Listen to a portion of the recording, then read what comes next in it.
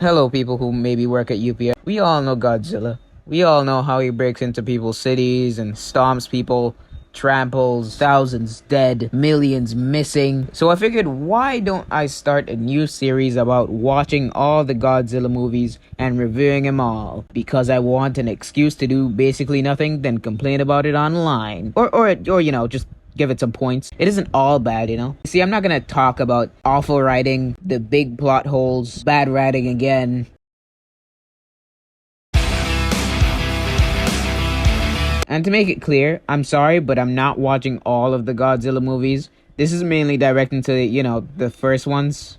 Those ones, I'm not gonna watch that. I simply can't sit through that. I'm not doing that, man. Now, the movie starts out with, that video that you watch at 2 a.m. when you're curious, or from that one SpongeBob scene. Atom by atom!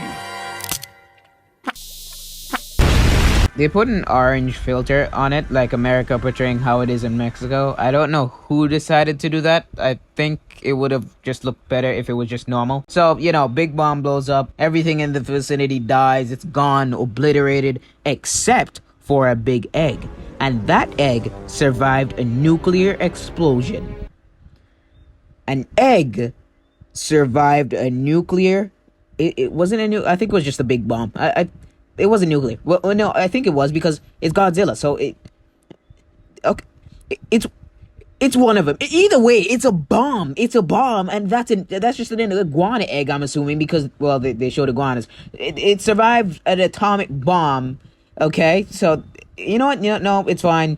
It's fictional. I came here just to see buildings being destroyed. It's fine. We'll continue. We're now on a cargo ship, and I'm pretty sure you know what's gonna happen. First scene massacre, because everyone dies. It's actually kind of sad. This is kind of really sad if you really just pay attention to it. It's just a ton of people dying while Godzilla just wreaks havoc on a ship. And believe it or not, this is the very next scene that they play after it.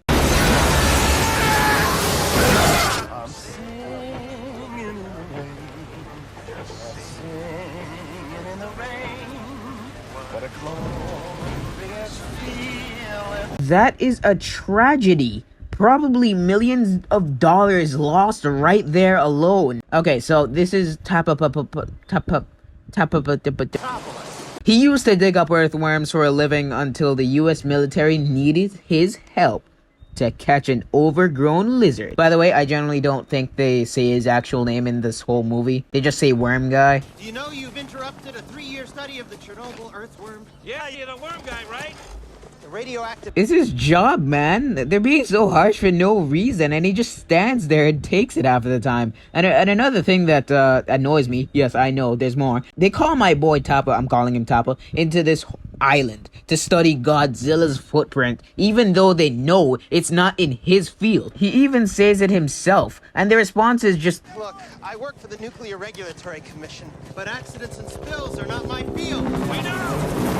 That doesn't make any sense. It's in the same subject area, yes, but he doesn't know shit about it. And then they meet this whole science lady that says the same thing, and the military guy doesn't even respond back to it, and it's never discussed afterwards. The first time I watched this movie, I thought that the science lady was going to be the love interest, because she was making weird 1999 eyes at my boy Tappa. I guess not, because, she barely even shows up after her main appearance here. B story time, yeah.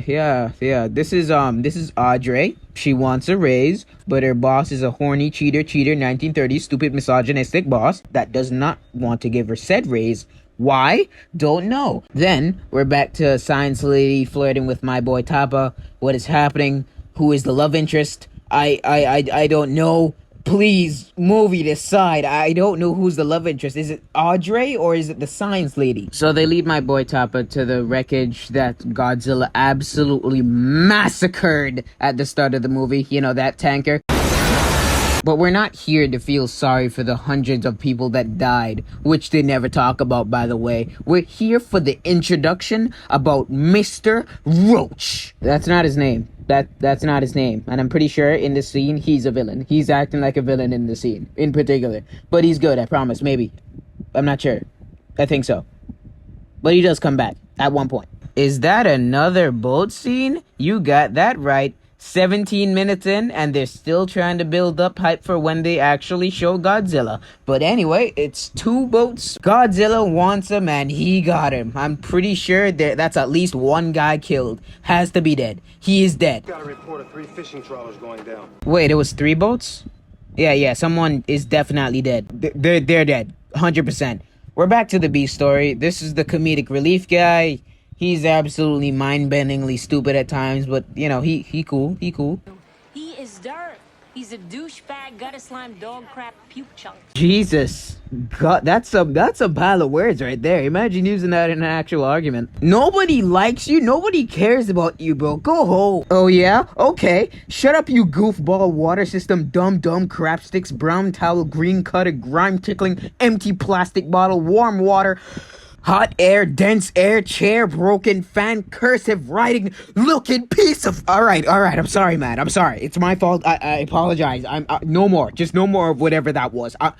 It's my bad. It's my bad. All right, man. Okay, we're done. Okay, we're done. Yeah, that's what I thought. Yeah, you table. Yeah. Audrey sees my boy Tap on the big screen, and she calls him Nick. I thought his name was Tapapolis, or is that his last name? Oh my god, it's his last name. I'm stupid. I'm still calling him Top. I don't care. She makes 1999 eyes at him, so I guess she's the actual love interest. Godzilla in this movie is just an absolute menace by accident. There's a scene where an old man is just fishing, and he gets a bite. There's 2 homeless people in the back rooting for him. He's trying his best, but his rod gets absolutely decked. He unfortunately caught a Rayquaza at level 1. Godzilla slowly but surely comes up. He's running for his life, full speed, in full sail right now. He's running. We don't even know if he survived. That was just brutal. But on the bright side, we get to see Godzilla clearly, and he's wreaking havoc on the sea.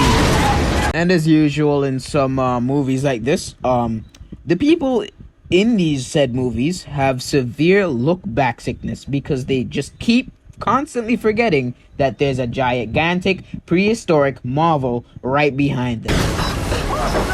Oh yeah, and I forgot to tell you, but the comedic relief guy is actually like a photographer guy, and he really wants the picture of Godzilla. So much so that he'll put his entire life on the line for it.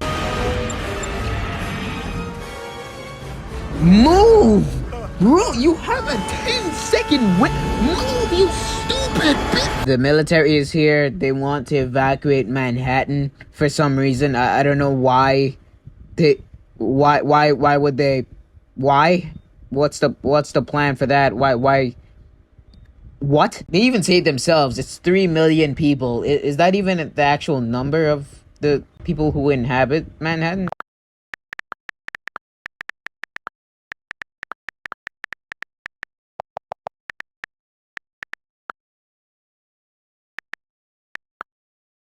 I don't know what that's about. That I think just in this movie, it was 3 million. So, 3 million.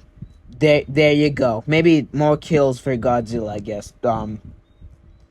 Anybody want to do the counting? Oh, and by the way, we meet the most nervous guy in the whole movie. We lost sight of it, sir. You want to run that by me again? Literally every scene he is in is just bare terror. He is so worried because his boss is this guy, and this guy keeps wanting to hear the stuff that he only wants to hear, and he's so scared to tell him otherwise. What does he do? What did he do to make him get like that? I get you're supposed to be like a strict and respectful if you're in the military, but Jesus, this guy is downright shaking every time he has to speak to this man. Anyway, they lose sight of Godzilla. Yes, you heard that right. The population of 3 million people in this movie just didn't see where the big dinosaur that was towering over buildings, knocking them down, definitely leaving some people dead. Probably thousands of people dead. And they just lost sight of it. So the whole city is evacuating. Some amazing green screen, and the whole subway is absolutely destroyed. It's Manhattan. At least 100 people died in there. Probably, what? How much people can subways hold? Okay. Rough estimate, 700. All right. I might be a lot, but in all the subways in Manhattan, 700 or even like a good 2,000. Either 700 or 2,000. That's my estimate right there, right there. Lock it in right there. And of course, the gang has to explore the subway to find Godzilla. So Topper comes up with an idea, and it basically went like this. I got a plan. Yeah, what is it? What's wrong? All right, so Godzilla is a big animal, right? Yes, correct. And big animals gotta eat, right? Well, I mean, it kind of depends. Well, that depends. Do you want to make out? What? Yes, that is completely how this conversation went, and there is no need to look for yourself. The military brings out the full unreleased power of freedom that is yet to be shown to Godzilla. They set out the trap, which is of course fish. A lot of fish. 12 dump trucks to be precise. That's a lot of fish. I know, right? And oh boy, does Godzilla come. In this movie, they really just made him look more dinosaur-y like, and I mean, I kind of like it, you know, not gonna lie. And he's not even that hostile in this movie, he's just trying to get some food. Every scene that he has been in is just him getting food. But of course, the human race does not like any creature that shows more dominance. So, yeah, they tried to absolutely just shoot it down.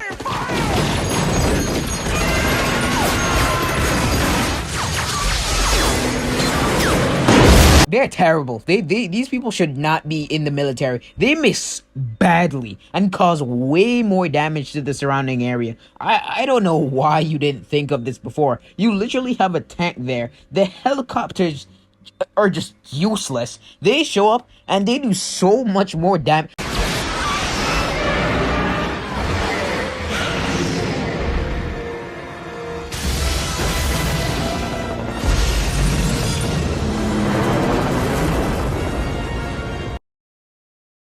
Millions of dollars of property damage. This guy's grandchildren's sons will still be paying it at the age of 60. In this whole fight scene, well, it's not really a fight because Godzilla is just running away. He's not even doing anything. He just came to get some food. And they even said it themselves. Godzilla is just protecting his own skin. Okay, maybe it was a fight. It was a fight. I was wrong. I was wrong. No.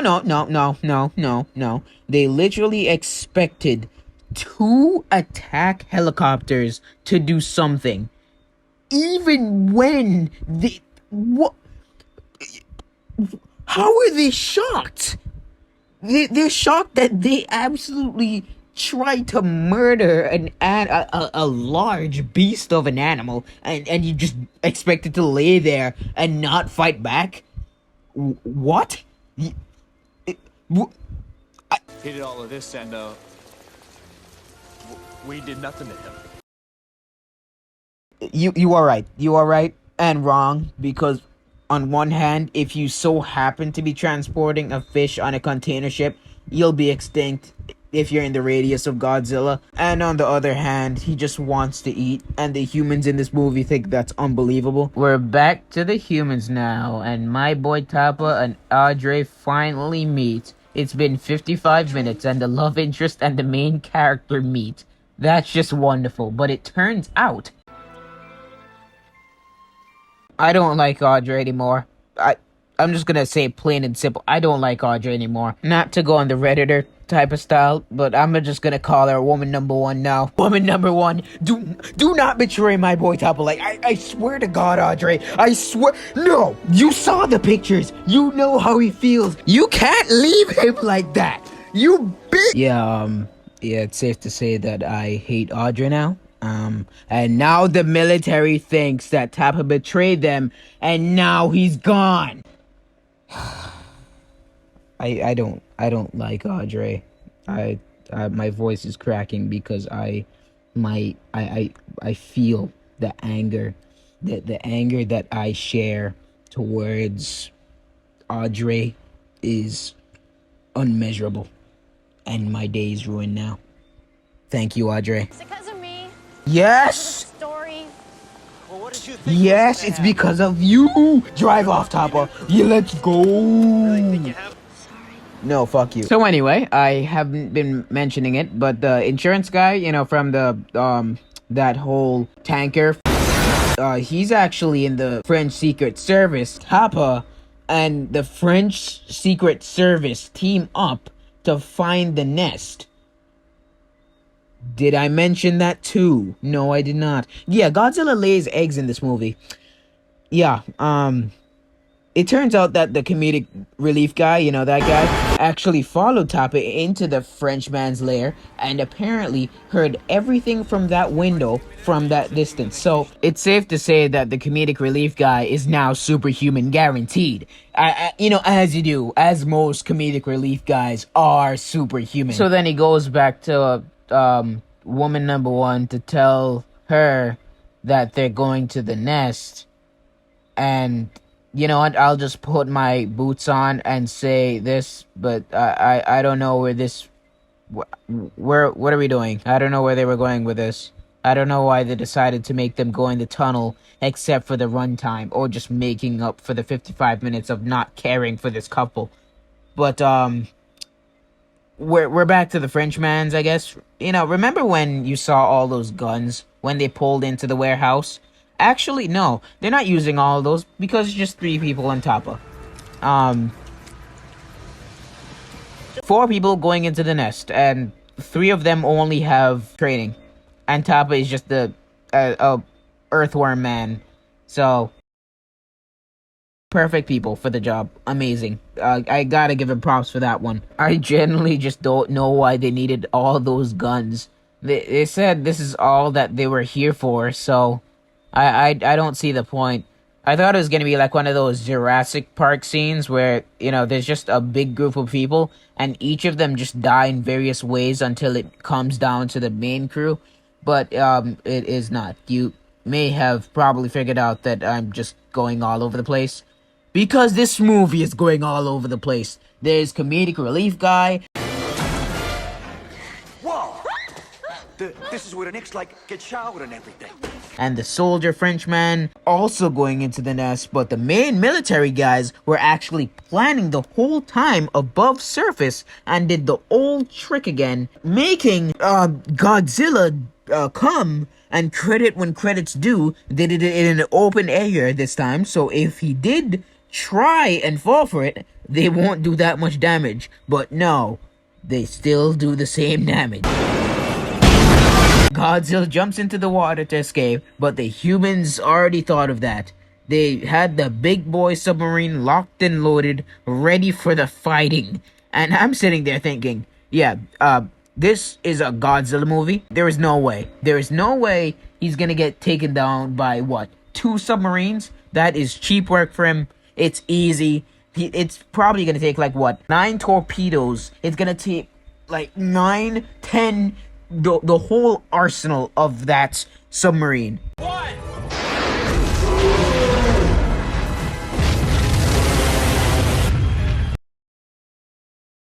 It dies. Godzilla dies. It is very safe to say that this movie's Godzilla is the weakest Godzilla known to man. But the catch is Tappa and the gang finds the hundreds of eggs that Godzilla left. So they blow it up, almost blows it up.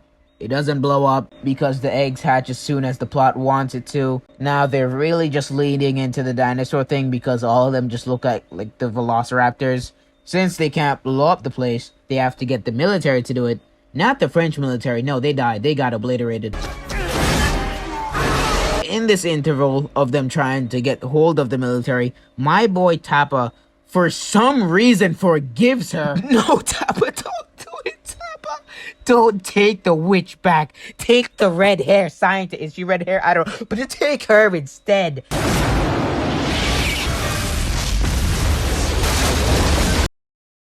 What kind of missiles are those? Those were 2 missiles.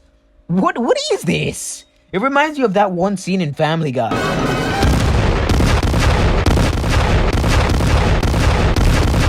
It's like doing the match in the spray thing, and it just turns into jet engine exhaust. You know, at this point, there's still 24 minutes left in this movie. They could have ended it here. It would have been fine. You know, they killed Godzilla. Woman number 1 is somehow with my boy Tappa. French guy's alive and well. And fuck the comedic relief guy. I'm still mad about that one scene. So what happened? What could possibly happen in 24 minutes? I'm honestly confused. What is this? Why? Why? Is this the same one or a different one? I mean, probably the same one, and it was just playing dead. I mean, if so, I guess this Godzilla is way more smarter than the others. So, I don't know where they were going. Anyway, a chase between a prehistoric dinosaur ensues where I thought I would have never see it happen. A prehistoric animal getting his knees teared off, broken, fractured, if you will. To kill Godzilla, their plan is to go to the Brooklyn Bridge to get him wrapped into those, string, rope, metal thingies. I don't know what to call them. He's caught in the suspension cables! Thanks, Brother Tappa. Suspension cables, that's what it is. They blow him up with a couple of missiles, really wondering how that didn't cause some nuclear war off the other explosion. Godzilla dies. Brother Tappa feels sorry for it because it literally did nothing but protect its children, and you massacred it, you absolutely obliterated it. But then again, the win goes to the humans. Let's go. The day is saved by I don't know. Is the day really saved? I mean,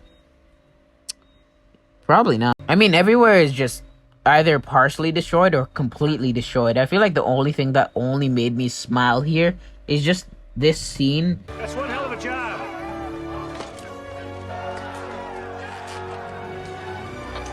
Roger that, sir. It gives me so much butterflies in my tummy. This man is a gem. Not the general man. I mean the hot blonde guy. I mean, come on now. And that's where it pretty much ends. Except like one more egg. Oh no. How will it possibly survive in this city landscape? How will that survive unless in like a month it just grows to his parents? So, but then again, he needs food. Where's he gonna find food in a building? I mean, they're bound to do city work on that building. They're bound to clean up it. And what are they gonna do once they find a fucking dinosaur on it? I don't know where they were going with that one. Thank you for watching, and make sure to eat water. Bye. Putting into the brain. Putting into the brain.